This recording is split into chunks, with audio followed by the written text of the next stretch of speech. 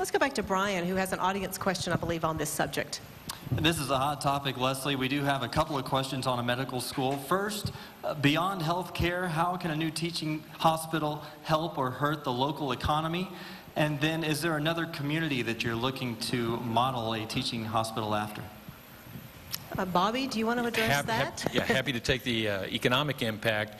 You know, there have been a couple of studies done about what the economic impact would be in Central Texas. And, you know, obviously, first of all, we've got 150 life science biomedical companies already here in Austin employing over 8,000 people. And so some of the data, the Perryman Group did research back in 2007.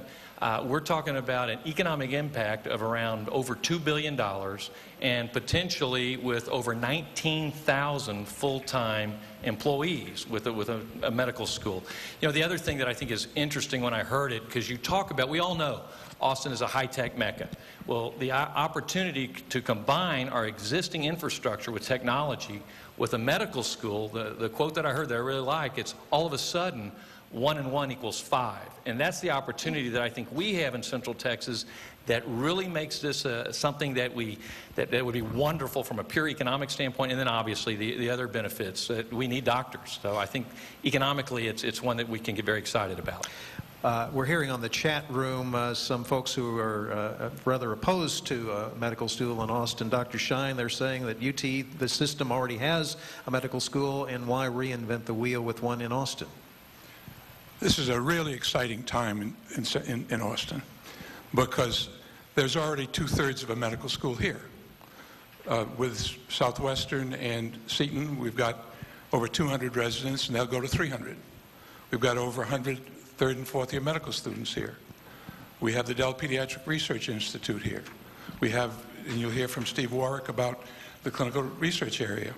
To get a medical school here, to take advantage of the extraordinary talent at UT Austin, at the Austin campus, which is one of the leading research campuses in the world, we need a medical school which also does basic science and clinical research.